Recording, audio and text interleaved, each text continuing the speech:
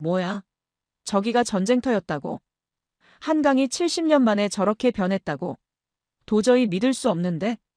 CNN 애틀랜타 본사 환경팀 편집실에서 터져나온 놀라운 탄성이었습니다. 화면에는 서울 겨울 한강의 드론 영상이 펼쳐져 있었어요. 강 위에 철새들이 평화롭게 떠 있고 양쪽으로는 초고층 빌딩이 불빛을 밝히고 있었습니다. 하지만 70년 전 그 자리는 얼어붙은 전쟁터였다고 하는데요. 생태학자 레이첼 하워드는 도저히 믿을 수 없었습니다. 대도시 한복판에서 이런 생태 복원이 가능할까? 그런데 더 놀라운 건 그녀의 할아버지도 그 강을 건넜다는 사실이었어요. 한국전쟁 참전 용사였던 92세 에드워드 할아버지가 남긴 말. 그 강은 얼어 있었고 도시는 없었다. 그 얼어붙었던 강이 어떻게 세계적인 도시 생태계로 변했는지. 할아버지와 손녀가 함께 발견한 놀라운 시간 여행을 지금 바로 시작합니다. 잠깐만요. 혹시 지금 어디서 듣고 계신가요? 구독과 좋아요 미리 눌러주시면 건강하고 행복한 기운 듬뿍 받으실 거예요. 저는 레이첼 하워드입니다. CNN 국제환경팀에서 자문생태학자로 일하고 있어요. 도시 생태 복원과 수질 회복 분석이 제 전문 분야죠. 지금 서울에 와 있습니다. 목적은 아주 단순해요. 한강, 겨울철 도시형 생태 복원 사례 검증. 그게 전부였습니다. 서울 도착 첫날 밤, 저는 한강변에 서 있었어요. 12월 중순, 기온은 영하 5도. 하지만 강은 얼지 않았습니다.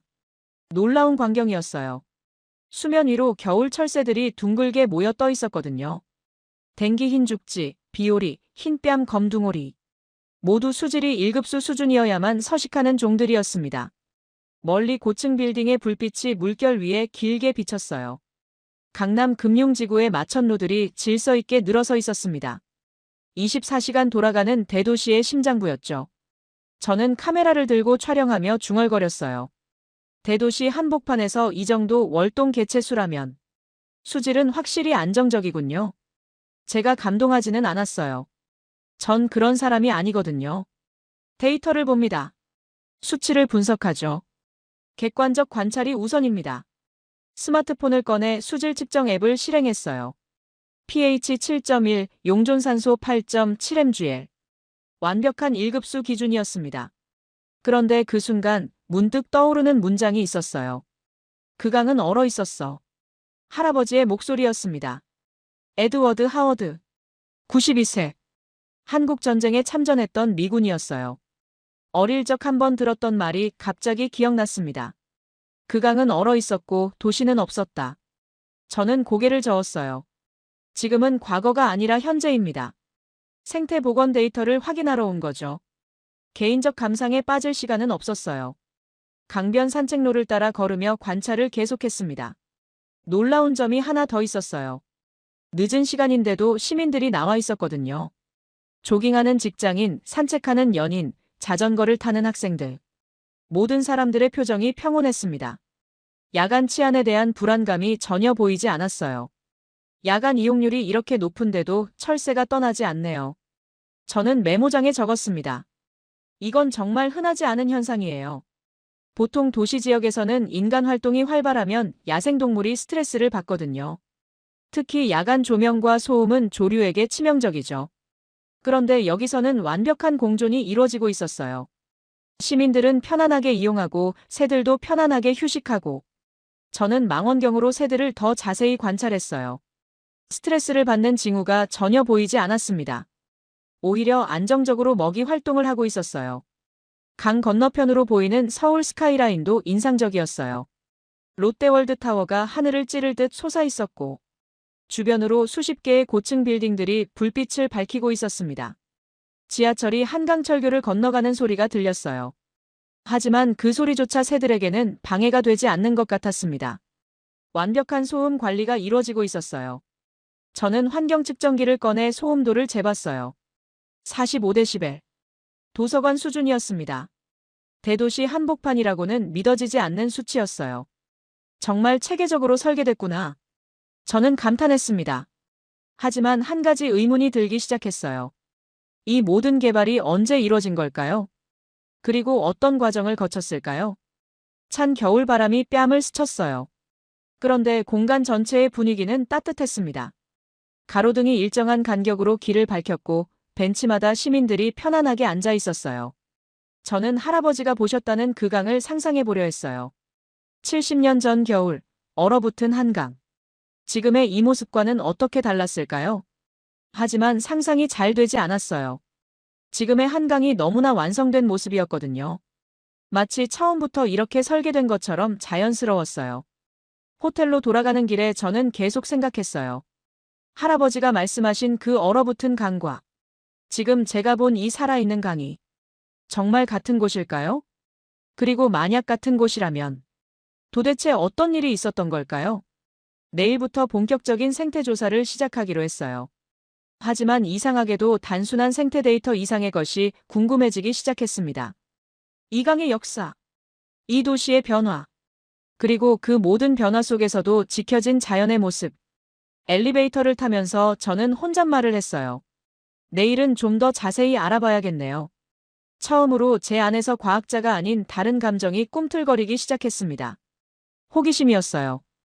이 강이 간직한 시간에 대한 호기심 말이에요. 방에 들어와서 노트북을 켜고 간단한 메모를 남겼습니다. 한강 생태 복원 사례 -1일차 관찰. 예상보다 훨씬 완성도 높은 도시형 생태계. 야간 이용과 생태 보존의 완벽한 균형. 추가 조사 필요 복원 과정과 역사적 배경. 마지막 줄을 적으면서 저는 잠시 멈췄어요. 역사적 배경이라는 단어를 왜 썼을까요? 전 생태학자인데 말이에요. 창밖으로 한강이 보였어요. 어둠 속에서도 강물은 흘러가고 있었습니다. 그 흐름 속에는 70년의 시간이 담겨 있었어요. 저는 처음으로 할아버지께 전화를 걸고 싶어졌습니다. 하지만 한국 시간으로는 이미 늦은 밤이었고, 미국은 이른 아침이었어도 할아버지는 아직 주무실 시간이었어요. 내일 연락드리기로 마음먹었습니다. 그리고 이상하게도 그 통화가 기대됐어요. 할아버지가 보신 그 강에 대해 더 자세히 듣고 싶었거든요. 침대에 누워서도 한강의 모습이 계속 떠올랐어요. 평화롭게 떠다니는 철새들, 질서 있게 빛나는 도시 불빛들, 그리고 그 모든 것을 품고 흘러가는 강물. 이게 정말 전쟁의 폐허에서 시작된 도시일까요? 불가능해 보였어요. 하지만 할아버지의 말씀은 거짓이 아니셨을 텐데. 잠들기 전 마지막으로 든 생각은 이거였어요. 내일부터는 단순한 생태 조사가 아닐지도 모른다는 것. 어쩌면 시간 여행이 될지도 모른다는 것. 그리고 그 여행 끝에서 저는 무엇을 발견하게 될까요? 다음 날 새벽 6시. 저는 다시 한강으로 나왔습니다. 새벽 공기는 더 차갑고 맑았어요. 호텔에서 나와 택시를 탔는데 운전사 아저씨가 말했습니다. 외국분이세요? 한강 새벽 구경 가시는군요. 요즘 외국인들이 많이 와요. 특히 생태 관련해서요. 서울시 담당자 김도현 씨가 한강 망원지구 입구에서 마중 나와 있었어요. 수변 생태 정책 총괄을 맡고 있다고 했습니다. 40대 초반의 차분하고 전문적인 분위기였어요. 두꺼운 파일과 태블릿을 들고 계셨습니다. 이렇게 새벽에 나오신 이유가 있나요? 김 씨가 궁금해하며 물어봤어요. 철새 활동이 가장 활발한 시간이거든요. 저는 카메라와 망원경을 준비하며 답했습니다. 먹이사슬 상태를 확인하기에는 새벽이 최적이에요. 사람들의 간섭도 적고 새들의 자연스러운 행동을 관찰할 수 있거든요. 강변으로 내려가니 정말 놀라운 광경이 펼쳐졌어요. 강 위에는 각종 겨울 철새들이 질서정연하게 흩어져 있었습니다. 댕기 흰죽지가 물속으로 머리를 푹 집어넣고 먹이를 찾고 있었어요. 비오리는 유속이 있는 곳에서 헤엄치고 있었고 흰뺨 검둥오리들은 무리를 이루어 떠 있었습니다. 저기 보이는 새들 종류를 확인해 보시겠어요? 김 씨가 조용히 말했어요. 저는 망원경으로 들여다봤습니다. 댕기 흰죽지, 비오리, 흰뺨 검둥오리, 그리고 저기 멀리 청둥오리도 보이네요. 수면이 정말 깨끗해요. 물속까지 훤히 들여다보이니까요. 정말 놀라웠어요. 도시 한복판을 흐르는 강에서 이런 투명도는 쉽게 볼 수 없거든요. 물속에서 작은 물고기들이 무리지어 헤엄치는 모습까지 선명하게 보였습니다. 물고기들도 많이 보이는군요. 저는 감탄하며 말했어요. 김 씨가 자료를 펼쳐 보여줬습니다. 현재 이 구간의 어류는 30여 종이 서식하고 있어요. 잉어, 붕어, 베스, 블루길은 물론이고 은어, 황쏘가리까지 다양하죠. 정말 다양하네요. 1990년대에는 어땠나요? 그때는 5종 정도밖에 없었어요. 김 씨가 태블릿을 보여주며 설명했습니다. 수질이 워낙 나빠서 생존할 수 있는 종이 극히 제한적이었거든요. 6배나 증가한 거였어요. 생태학적으로 보면 정말 놀라운 회복 속도였습니다. 보통 도시 하천에서 이런 생물 다양성 회복은 수십 년이 걸리거든요. 전쟁 직후에는 이 강이 어떤 상태였나요? 저는 좀 더 구체적으로 알고 싶었어요. 김 씨의 표정이 진지해졌습니다. 1953년 휴전 직후에는 이 강이 완전히 달랐어요. 하수처리 시설은 물론 상수도 시설도 제대로 없었죠. 강변에는 판잣집이 빼곡히 들어서 있었고 생활하수가 그대로 강으로 흘러들었어요. 저는 잠시 할아버지를 떠올렸어요. 1953년 그해 겨울, 20살이던 할아버지가 이 강 근처 어딘가에 있었을 거예요. 얼어붙은 강을 건너면서 무슨 생각을 하셨을까요? 하지만 저는 감정을 접고 전문가로서 질문을 이어갔습니다. 현재 수질 등급은 어느 정도인가요? BOD 기준으로 1급수에서 2급수 사이를 유지하고 있어요. 김 씨가 구체적인 수치를 보여줬습니다. 2000년대 초부터 20년 넘게 안정적으로 유지되고 있죠. pH 7.2, 용존산소 8.5mgl 정도예요. 정말 놀라운 수치였어요. 뉴욕의 허드슨강이나 런던의 템스강과 비교해도 손색 없는 수준이었습니다. 아니, 어떤 면에서는 더 나은 수준이었어요. 그때 한 마리 외가리가 강변으로 날아왔어요. 긴 다리로 조심스럽게 물가에 서더니 물고기를 노리기 시작했습니다.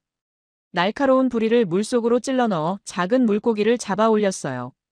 외가리가 돌아왔다는 건 정말 의미가 큽니다. 저는 흥분된 목소리로 말했어요. 외가리는 먹이사슬의 최상위 포식자거든요. 이들이 서식한다는 건 전체 생태계가 안정되었다는 확실한 증거예요. 김 씨가 고개를 끄덕였습니다. 맞아요. 1980년대까지만 해도 이런 대형 조류는 전혀 볼 수 없었어요. 수질이 나빠서 물고기가 없었으니까요. 저는 카메라를 들고 외가리의 사냥 장면을 촬영했어요. 성공적으로 먹이를 잡은 외가리는 여유롭게 목을 길게 빼고 물고기를 삼켰습니다. 스트레스 받는 모습이 전혀 보이지 않았어요. 복원 프로젝트는 어떤 단계로 진행된 건가요? 크게 3단계로 나눌 수 있어요. 김 씨가 자세히 설명해 줬습니다. 1980년대는 하수처리 시설 구축 단계였어요. 판잣집을 정리하고 하수관로를 새로 깔았죠. 1990년대는 수질 개선에 집중했고요. 2000년대 들어서는 본격적인 생태 복원 사업을 시작했어요. 30년에 걸친 장기 프로젝트였군요. 한 세대가 온전히 매달린 결과였습니다. 정치가 바뀌고 정책이 바뀌어도 일관되게 추진한 거였어요. 중간에 포기하고 싶은 순간은 없었을까요? 많았을 거예요. 김 씨가 솔직하게 답했습니다. 특히 1997년 외환위기 때는 모든 예산이 삭감됐거든요. 하지만 시민들의 요구가 계속 있었어요. 깨끗한 강에서 아이들을 놀게 하고 싶다는 염원이요. 시민들의 염원. 그 말이 가슴에 와닿았어요. 할아버지 세대가 지켜낸 이 도시에서 그 다음 세대들이 꿈을 키워낸 거였구나. 저는 강 건너편을 바라봤어요. 여의도 금융지구의 고층 빌딩들이 아침 햇살을 받아 반짝이고 있었습니다. 63빌딩, IFC, 파크원 타워들이 질서정연하게 늘어서 있었어요. 저 빌딩들이 지어질 때 생태계에 영향은 없었나요? 환경 영향평가를 매번 거쳤어요. 김 씨가 답했습니다. 개발과 보존의 균형을 맞추는 게 가장 어려운 부분이었죠. 하지만 포기하지 않고 계속 해법을 찾았어요. 정말 놀라운 접근이었어요. 대부분의 도시에서는 개발이 우선이고 환경은 나중에 생각하거든요. 그런데 여기서는 처음부터 둘 다 고려했다는 거잖아요. 이때 수면에 작은 파장이 일어났어요. 물고기 떼가 지나가면서 만든 물결이었습니다. 새벽 햇살에 비친 물결이 정말 아름다웠어요. 이 모든 게 전쟁의 폐허에서 시작됐다니 믿어지지 않아요. 저는 솔직한 감정을 털어놨어요. 김 씨는 잠깐 멈춰서서 강을 바라봤습니다. 시간이 만든 결과예요. 그가 조용하지만 확신에 찬 목소리로 말했어요. 그리고 그 시간을 만들어준 분들이 계셨죠. 할아버지 같은 분들 말이었어요. 그분들이 지켜낸 시간과 공간 위에서 이런 기적 같은 회복이 이루어진 거였습니다. 그날 밤 10시. 저는 다시 한강 산책로를 찾았어요. 야간 생태 활동을 확인하기 위해서였습니다. 대부분의 조류는 밤에는 휴식을 취하지만 도시 환경이 그들에게 스트레스를 주는지 확인하고 싶었거든요. 호텔에서 나와 택시를 타고 한강공원으로 향했어요. 운전사 아저씨가 말했습니다. 밤에 한강 가세요? 요즘 야경이 정말 좋아요. 안전하니까 걱정 마세요. 경찰들도 순찰 돌고요. 택시에서 내리자 정말 놀라운 광경이 펼쳐졌어요. 밤 10시가 넘었는데도 한강 산책로에는 여전히 많은 사람들이 있었습니다. 조깅하는 직장인들, 천천히 산책하는 중년 부부, 자전거를 타는 대학생들. 이 시간에도 이렇게 많은 사람들이 나와 있다고? 저는 놀라며 혼잣말을 했어요. 미국에서는 상상하기 어려운 장면이었거든요. 뉴욕의 센트럴파크도 밤에는 위험하다고 해서 들어가지 말라고 하는데 여기는 밤 10시에도 시민들이 자유롭게 산책을 즐기고 있었어요. 산책로를 따라 걸어보니 조명 시스템이 정말 잘 되어 있었어요. 가로등이 일정한 간격으로 설치되어 있었는데 밝기가 절묘했습니다. 너무 밝지도 않고 너무 어둡지도 않게 조절되어 있었어요. 저는 망원경을 꺼내 강 위를 살펴봤습니다. 새벽에 봤던 철새들이 여전히 떠 있었어요. 댕기 흰죽지들이 무리를 이루어 조용히 휴식을 취하고 있었습니다. 야간 조명이 새들에게 방해가 되지 않는 것 같네요. 저는 감탄했어요. 이건 정말 드문 일이에요. 보통 도시의 야간 조명은 철새들의 생체 리듬을 교란시키거든요. 특히 이동 중인 철새들은 인공 조명 때문에 길을 잃는 경우가 많아요. 그런데 여기서는 그런 문제가 전혀 보이지 않았습니다. 벤치에 앉아 책을 읽는 20대 여학생이 눈에 띄었어요. 혼자 앉아 있는데 전혀 불안해 보이지 않았습니다. 강변에서 전화통화를 하는 직장인도 있었고 커피를 마시며 야경을 감상하는 연인도 있었어요. 정말 안전한 도시구나. 저는 실감했어요. 그때 김도현 씨에게서 전화가 왔어요. 지금 어디 계세요? 아, 한강공원에 나와 계시는군요. 제가 갈게요. 30분 후 김 씨가 도착했어요. 평상복을 입고 왔는데도 여전히 전문가다운 분위기였어요. 손에는 태블릿과 측정 장비를 들고 있었습니다. 야간 생태 활동을 확인하고 계시는군요. 김 씨가 말했어요. 좋은 아이디어예요. 낮과 밤의 차이를 비교해 볼 수 있으니까요. 이런 야간 이용률이 높은데도 새들이 떠나지 않는 게 신기해요. 저는 솔직한 의견을 말했어요. 김 씨가 태블릿을 열어 자료를 보여줬습니다. 조명 설계에 많은 신경을 썼어요. 빛의 각도, 색온도, 밝기를 모두 조절했죠. 새들에게는 방해가 되지 않으면서도 시민들에게는 안전한 환경을 만드는 게 목표였어요. 정말 과학적인 접근이었어요. 구체적으로 어떤 기준을 적용한 건가요? LED 조명의 색온도를 3000K 이하로 맞췄어요. 김 씨가 자세히 설명해 줬습니다. 차가운 백색광 대신 따뜻한 노란빛을 사용한 거죠. 그리고 빛이 하늘로 새어나가지 않도록 차광판도 설치했고요. 왜 그런 세심한 배려를 했을까요? 철새들의 이동 경로이기 때문이에요. 김 씨가 답했습니다. 한강은 동아시아 철새들의 중요한 경유지거든요. 우리가 편리하자고 그들의 길을 막을 순 없잖아요. 그 말이 깊이 와닿았어요. 인간의 편의와 자연의 권리를 동시에 고려한 거였죠. 이런 철학이 바탕에 있기 때문에 이런 결과가 나올 수 있었던 거군요. 야간 치안 수준은 어떻게 유지하는 건가요? 저는 또 다른 궁금증을 물어봤어요. 단순히 경찰력만으로는 불가능해요. 김 씨가 답했습니다. 시민의식, 도시 설계, 사회 안전망이 모두 작용한 결과죠. CCTV도 적절히 배치되어 있고 비상벨 시스템도 구축되어 있어요. 저는 주변을 다시 둘러봤어요.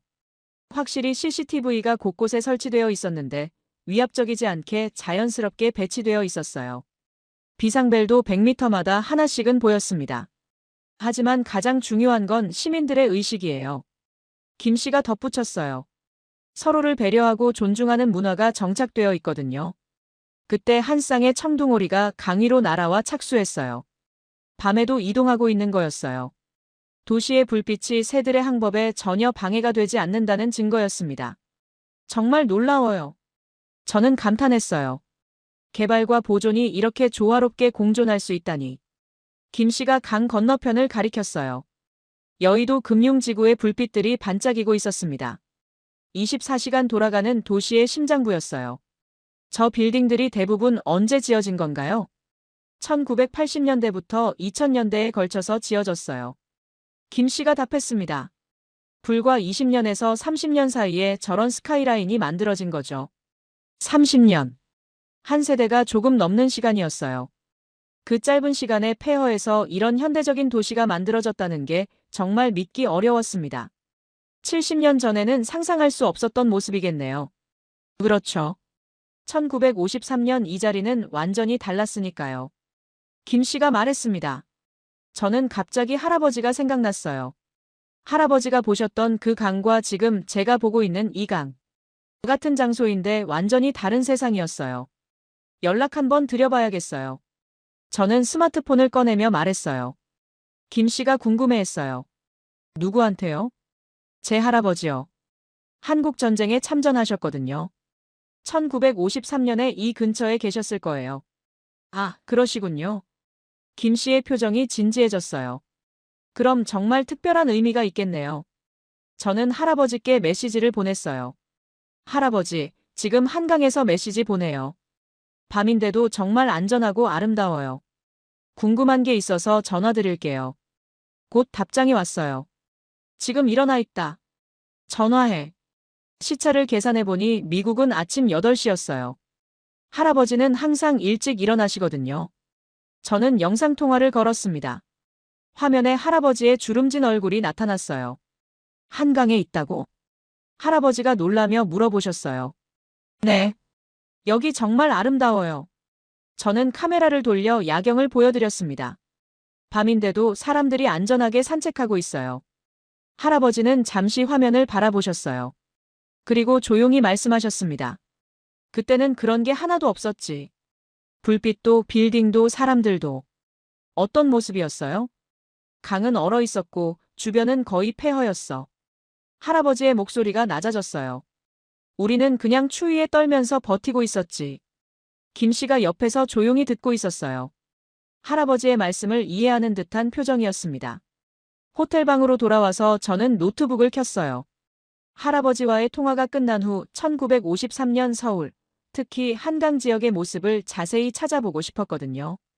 구글에서 1953소란 리버 코리언 워라고 검색했습니다.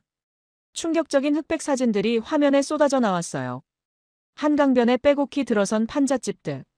지붕은 양철과 천막, 나무 조각들로 덮여 있었어요. 무너진 한강철교의 잔해가 강 중간에 그대로 남아 있었고 임시로 만든 부교 위로 미군 지프와 탱크들이 줄지어 지나가고 있었습니다. 가장 충격적인 사진은 겨울 한강의 모습이었어요. 강이 완전히 얼어붙어 있었고 그 위로 사람들이 걸어다니고 있었습니다. 군인들도 얼음 위를 조심스럽게 걸어가는 모습이 보였어요. 할아버지도 저런 얼음길을 걸으셨을 거라는 생각이 드니까 가슴이 먹먹해졌습니다. 더 자세한 자료를 찾기 위해 미국 국립문서보관소 사이트에 들어갔어요. 한국전쟁 관련 사진 아카이브에는 더 생생한 기록들이 있었습니다. 1953년 1월부터 3월까지의 서울 사진들이었어요.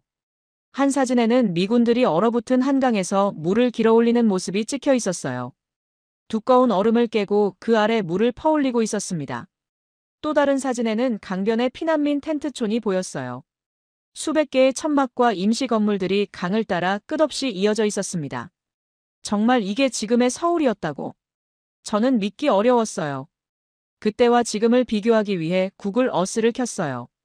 1953년 사진 속 위치와 현재의 같은 장소를 찾아봤습니다. 예전에 판잣집이 있던 자리에는 지금 한강공원이 조성되어 있었어요. 무너진 다리가 있던 곳에는 현대적인 대교가 놓여 있었고요. 저는 다시 할아버지께 영상통화를 걸었어요. 할아버지, 1953년 한강 사진을 찾아봤어요. 정말 많은 자료가 있네요. 할아버지는 안경을 고쳐 쓰시더니 화면을 자세히 보셨어요. 제가 찾은 사진들을 하나씩 보여드렸습니다. 아, 맞다. 이거야. 할아버지가 얼어붙은 한강 사진을 보며 말씀하셨어요. 우리도 저 얼음 위를 걸었어. 정말 위험하지 않았나요? 얼음이 두꺼웠으니까 괜찮았지. 할아버지가 말씀하셨어요. 하지만 춥긴 정말 추웠어. 영하 15도까지 내려갔거든. 이 임시 부교도 기억나세요? 저는 또 다른 사진을 보여드렸어요. 그럼 우리가 만든 거야. 할아버지가 고개를 끄덕이셨어요. 다리가 다 무너져서 임시로 만든 거지. 지프랑 탱크가 겨우겨우 지나갈 수 있을 정도였어. 할아버지의 목소리에서 그때의 생생한 기억이 느껴졌어요. 70년이 지났는데도 마치 어제 일처럼 또렷하게 기억하고 계셨습니다. 그때 이강 주변은 어떤 모습이었어요? 거의 폐허였지. 할아버지가 천천히 말씀하셨어요. 제대로 된 건물이라고는 몇 개 안 됐고, 사람들은 대부분 임시 건물이나 텐트에서 살고 있었어. 저는 현재 한강 야경 사진을 보여드렸습니다. 오늘 밤에 찍은 여의도 금융지구의 불빛들이었어요. 이게 지금의 같은 장소예요. 70년 후의 모습이고요.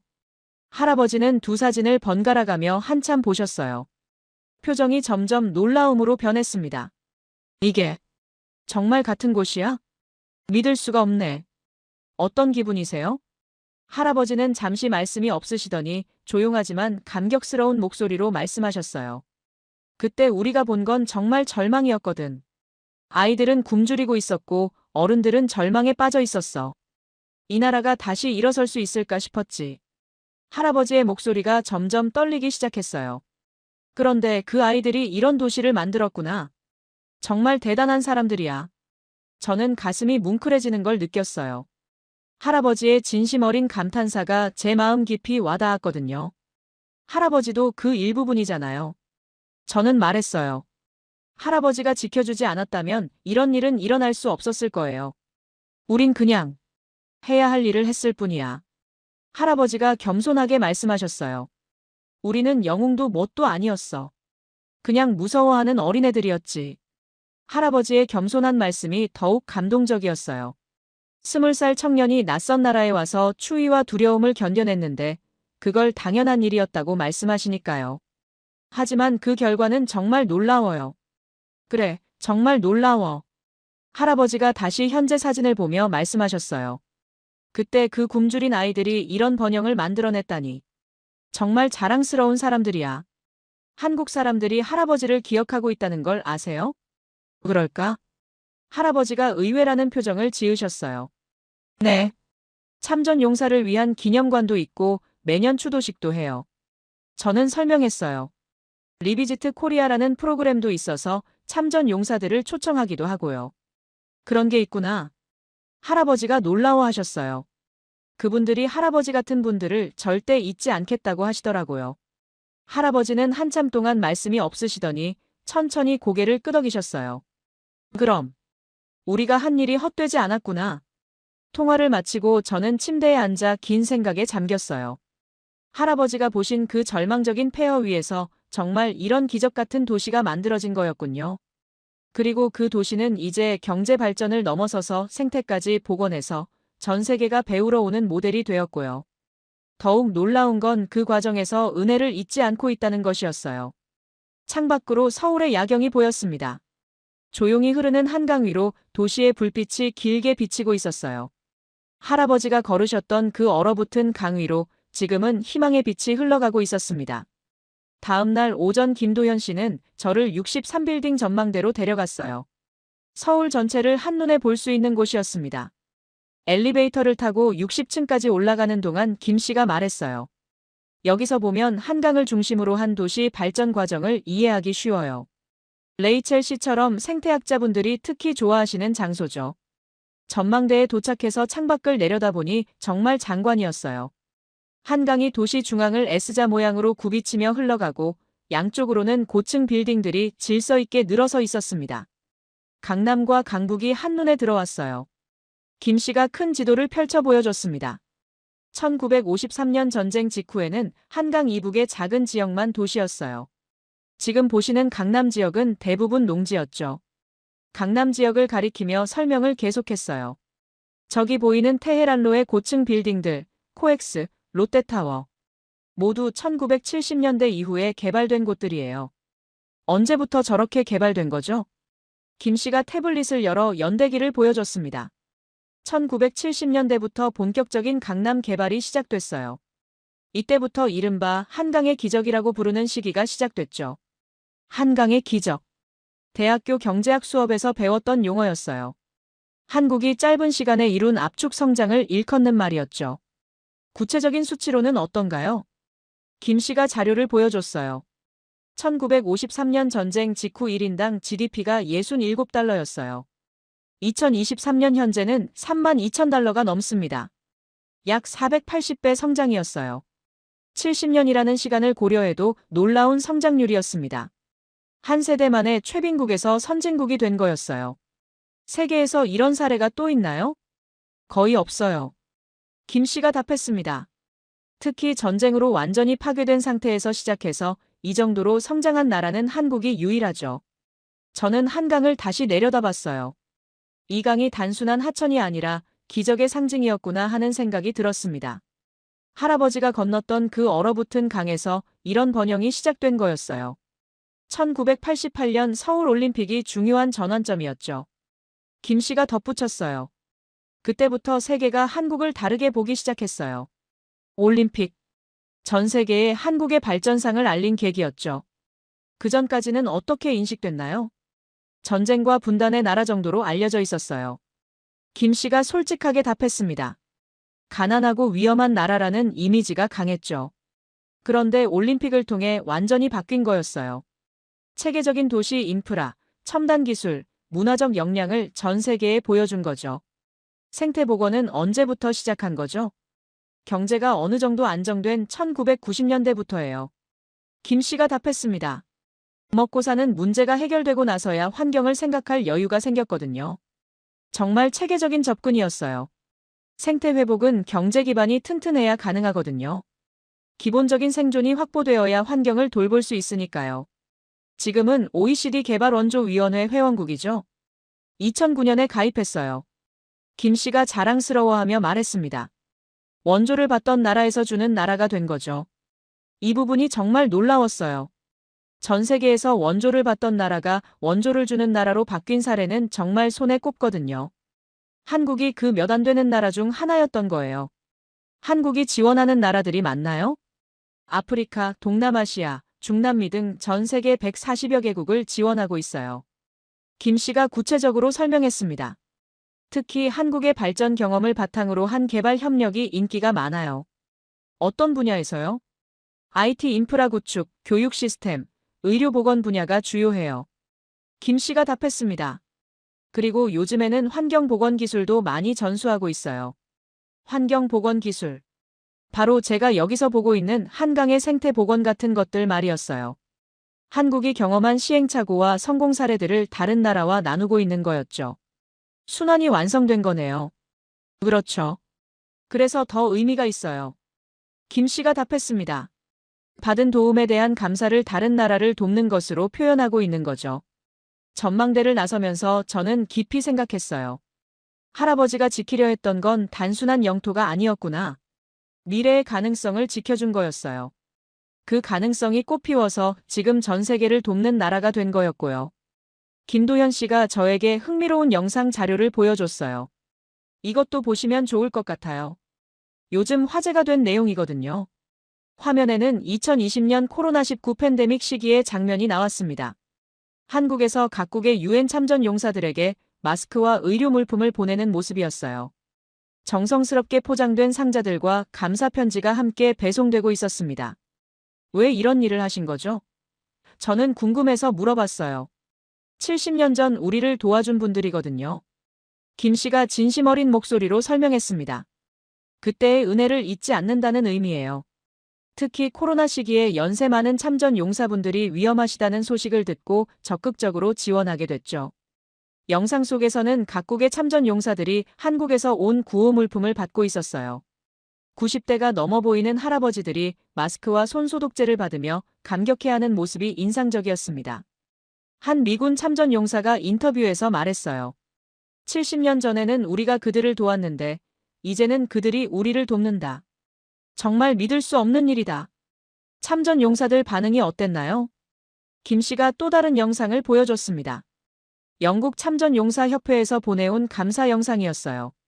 백발의 할아버지가 한국어로 감사합니다라고 말하며 고개를 숙이는 모습이었습니다. 리비지트 코리아 프로그램도 있다고 들었어요. 저는 더 자세히 알고 싶었어요.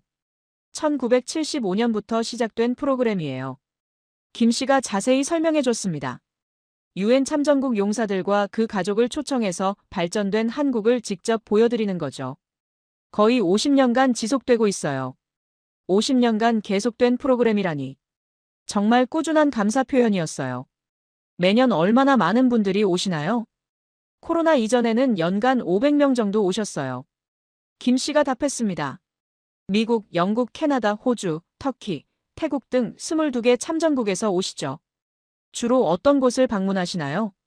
전쟁기념관, 판문점, 그리고 서울 시내 주요 지역들이요. 김 씨가 일정표를 보여줬습니다. 특히 한강변 투어가 인기가 많아요. 그때와 지금의 대비를 직접 보실 수 있으니까요. 김 씨가 참전 용사 인터뷰 영상을 틀어줬어요. 90세가 넘어 보이는 미군 참전 용사가 여의도 금융지구를 배경으로 서서 말하고 있었습니다. 이게 내가 알던 그 나라가 맞나? 우리의 희생이 헛되지 않았구나. 진심이 담긴 말이었어요. 할아버지도 똑같은 감정을 느끼셨을 것 같았거든요. 다른 참전 용사의 인터뷰도 비슷했습니다. 한국이 이렇게까지 발전할 줄은 정말 몰랐다. 그때는 절망뿐이었는데 이제는 희망으로 가득한 나라가 됐다. 이제는 완전히 입장이 바뀐 거네요. 맞아요. 그때는 한국이 도움을 받았고 지금은 한국이 도움을 줘요. 김 씨가 말했습니다. 하지만 근본 정신은 같아요. 어려울 때 서로 돕는다는 거죠. 김 씨가 또 다른 자료를 보여줬어요. 한국이 각국에 보낸 의료진과 구호물품 목록이었습니다. 코로나 때만이 아니에요. 김 씨가 설명했습니다. 2010년 IT 대지진, 2011년 동일본 대지진, 2015년 네팔 대지진 때도 신속하게 지원했어요. 정말 적극적이네요. 한국이 어려웠을 때 도움받은 기억이 있어서 그래요. 김 씨가 답했습니다. 특히 참전 용사분들에 대한 감사의 마음은 절대 잊지 않으려고 해요. 부산에도 유엔 묘지가 있다고 들었어요. 유엔 기념공원이요. 정말 중요한 곳이에요. 김 씨가 설명했습니다. 매년 추모 행사도 하고 턴투어드 부산 행사도 있어요. 턴투어드 부산이요? 매년 11월 11일 오전 11시에 전 세계가 부산을 향해 1분간 묵념하는 행사예요. 김 씨가 자세히 설명해 줬습니다. 한국뿐만 아니라 참전국들도 동시에 참여해요. 전 세계가 동시에 같은 방향을 향해 묵념한다니. 정말 의미 깊은 행사였어요. 그런 행사들을 통해 무엇을 전달하려는 건가요? 감사와 기억이요. 김 씨가 진지하게 답했습니다. 우리를 위해 희생하신 분들을 절대 잊지 않겠다는 메시지예요. 그리고 그 희생이 헛되지 않았다는 것도 보여드리고 싶고요. 저는 조용히 생각했어요. 전쟁 때는 피를 받았고 지금은 기술과 도움을 준다. 이런 순환 구조가 정말 아름답다고 느꼈어요. 단순한 경제 성장이 아니라 정신적 성숙까지 이뤄낸 거였거든요. 내일 전쟁기념관에 가보는 건 어떨까요? 김 씨가 제안했습니다. 생태 취재의 연장선에서 환경과 역사가 어떻게 연결되는지 보실 수 있을 거예요. 좋은 아이디어였어요. 할아버지를 위해서라도 한번 가보고 싶었거든요. 다음 날 오전, 저는 용산에 있는 전쟁기념관을 찾았어요. 처음에는 취재 동선의 연장선 정도로 생각했습니다. 환경보건과 역사의 연결고리를 찾기 위한 방문이었거든요. 하지만 입구에서부터 압도당했어요. 거대한 청동 조형물이 웅장하게 서 있었고 그 주변으로는 각국 참전 용사들의 이름이 새겨진 추모벽이 길게 이어져 있었습니다. 미국, 영국, 터키, 캐나다, 호주, 필리핀, 태국, 그리스, 프랑스, 벨기에, 남아프리카 공화국, 뉴질랜드, 룩셈부르크, 콜롬비아, 에티오피아. 22개국의 이름들이 차례대로 새겨져 있었어요. 저는 그 앞에서 잠시 멈춰 섰어요. 할아버지의 이름도 저 어딘가에 있을 텐데. 김도현 씨가 옆에서 조용히 말했습니다. 한 번도 만나본 적 없는 사람들을 위해 싸우러 온 분들입니다. 그 말이 가슴에 깊이 와닿았어요. 정말 그랬어요. 할아버지도 한국인을 한 번도 만나본 적이 없으셨을 거예요. 하지만 이 낯선 나라를 지키기 위해 오셨던 거죠. 저는 스마트폰을 꺼내 할아버지께 영상통화를 걸었어요. 할아버지, 지금 전쟁기념관에 와 있어요. 시차를 계산하니 미국은 밤 10시였어요. 할아버지는 평소보다 늦게까지 깨어 계셨나 봐요. 화면 속에서 안경을 쓰고 계신 모습이 보였어요. 전쟁기념관이라고? 할아버지가 놀라며 물어보셨어요. 네. 여기에 참전 용사분들 이름이 새겨져 있어요. 저는 카메라를 돌려 추모벽을 보여드렸습니다. 할아버지 이름도 여기 어딘가에 있을 거예요. 할아버지는 화면을 한참 바라보셨어요.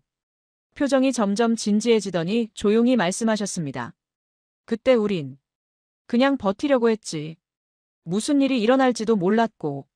지금 서울 모습을 보시면 어떤 기분이실까요? 할아버지는 잠시 생각하시더니 말씀하셨어요. 그 버팀이 이런 결과를 만들었구나. 김 씨가 옆에서 듣고 계시다가 조심스럽게 말했어요. 할아버지께 감사드린다고 전해주세요. 저는 김 씨의 말을 통역해드렸어요. 할아버지는 잠시 당황스러워 하시더니 작은 미소를 지으셨어요. 고마워할 건 우리가 없지. 할아버지가 겸손하게 말씀하셨어요. 전시관 안으로 들어가니 전쟁 당시의 생생한 자료들이 전시되어 있었어요. 폐허가 된 서울의 모습, 피난민들의 행렬, 그리고 젊은 군인들의 사진들. 그 중에서도 한강을 건너는 유엔군들의 사진이 특히 눈에 띄었어요. 임시부교 위로 지프와 탱크들이 조심스럽게 지나가고 있었습니다. 1951년 3월 서울 수복작전 때의 모습이라고 설명되어 있었어요. 저는 그 사진을 자세히 봤어요. 70년 전 바로 그 자리에 할아버지도 계셨을 거예요. 젊은 20살 청년으로 추위와 두려움을 안고 말이에요. 이 사진 속 어딘가에 할아버지도 계셨을 거예요. 저는 화면으로 할아버지께 보여드렸어요. 할아버지는 사진을 오래 바라보시더니 말씀하셨어요. 맞아. 우리도 저런 식으로 강을 건넜어. 정말 조심스럽게 한 발 한 발. 전시관을 둘러보면서 저는 많은 생각을 했어요. 이 모든 희생과 노력이 지금의 한강, 지금의 서울을 만든 거구나. 단순히 경제 발전만이 아니라 생태 복원까지 가능하게 한 기반이 된 거구나. 전시관 밖으로 나오니 멀리 서울 도심이 보였어요. 고층 빌딩들이 햇살을 받아 반짝이고 있었습니다. 엔서울타워가 남산 위에서 도시를 내려다보고 있었고요. 전쟁의 기억과 현재의 번영이 한 프레임 안에 들어왔어요. 김 씨가 조용히 말했습니다. 이런 대비를 볼 때마다 정말 많은 분들의 희생이 있었다는 걸 실감해요. 저는 고개를 끄덕였어요. 할아버지와 할아버지의 동료들, 그리고 한국의 선조들. 모든 분들의 희생과 노력이 합쳐져서 지금의 기적을 만든 거였어요. 내일이 마지막 날이에요. 저는 김 씨에게 말했어요. 한강에서 최종 촬영을 하면서 이번 취재를 마무리하려고 해요. 좋은 결론이 나오길 바라요. 김 씨가 진심으로 말했습니다. 마지막 날 저녁. 저는 한강공원 여의도 구역에 나와 있었어요. 일주일간의 취재를 마무리하며 최종 결론을 내릴 시간이었습니다. 한강 위로 해가 지고 있었어요. 강물은 붉은 노을을 머금고 천천히 흘러가고 있었습니다. 겨울 철새들이 수면에서 평화롭게 휴식을 취하고 있었고 곧 도시의 야경이 시작될 예정이었어요. 저는 벤치에 앉아 노트북을 펼쳤습니다. CNN에 보낼 최종 리포트를 작성해야 했거든요. 한강 생태 복원 프로젝트 마이너스 도시와 자연의 완벽한 조화. 제목부터 고민이 됐어요. 이번 취재는 단순한 생태 복원 사례를 넘어선 무언가가 있었거든요. 1953년 한강은 얼어 있었다. 저는 첫 문장을 이렇게 시작했어요. 2024년 현재 한강은 세계적인 도시 생태 복원 모델이 되었다. 그 사이 70년의 시간 동안 무슨 일이 일어났는지를 써내려갔어요. 전쟁의 폐허에서 시작된 재건, 경제 발전과 동시에 이루어진 환경 보존, 그리고 그 모든 것을 가능하게 한 사람들의 희생과 노력. 이 강의 회복은 단순한 환경 복원이 아니다. 저는 계속 썼어요. 70년이라는 시간 동안 한 민족이 꿈꾼 희망의 결과다. 해가 완전히 지고 도시의 불빛들이 하나둘 켜지기 시작했어요. 여의도 금융지구의 고층 빌딩들이 반짝이기 시작했습니다. 한강 위로 그 불빛들이 길게 비쳤어요. 그때 할아버지에게서 전화가 왔어요. 어떻게 지내니? 마지막 리포트 쓰고 있어요. 저는 답했어요. 내일 아침 비행기로 돌아가거든요. 많이 배웠니? 네. 정말 많이요. 저는 진심으로 말했어요. 할아버지 덕분에 더 깊이 이해할 수 있었어요. 할아버지는 잠시 말씀이 없으시더니 조용히 물어보셨어요. 그 강은 이제 어때? 더 이상 얼지 않아요. 저는 강을 바라보며 답했어요. 항상 흐르고 있고 새들이 살고 있고 사람들이 안전하게 산책할 수 있어요. 그럼 잘 된 거지. 할아버지가 다시 한번 말씀하셨어요. 할아버지가 지켜주신 덕분이에요. 저는 마지막으로 할아버지께 말씀드렸어요. 할아버지가 건너던 그 강이 이렇게 아름다운 곳으로 변했어요. 할아버지는 한참 동안 말씀이 없으시더니 천천히 말씀하셨어요. 우리가 한 일이 정말 의미가 있었구나. 통화를 마치고 저는 리포트의 마지막 문장을 썼어요. 한강은 더 이상 얼지 않는다. 그 강 위로 희망이 흘러간다. 노트북을 덮고 저는 한강을 마지막으로 바라봤어요. 도시의 불빛들이 물 위에서 춤추고 있었습니다. 철새들이 조용히 떠있는 평화로운 밤이었어요. 내일이면 미국으로 돌아갑니다. 하지만 이 강의 모습은 평생 잊지 못할 것 같아요. 할아버지가 건넸던 그 얼어붙은 강이 이제는 전 세계가 배우러 오는 생명의 강이 되었으니까요. 저는 카메라를 들어 마지막 사진을 찍었어요. 한강 위로 흘러가는 도시의 불빛들과 그 위에 평화롭게 떠있는 겨울 철새들. 이것이 바로 시간이 만든 기적이었습니다.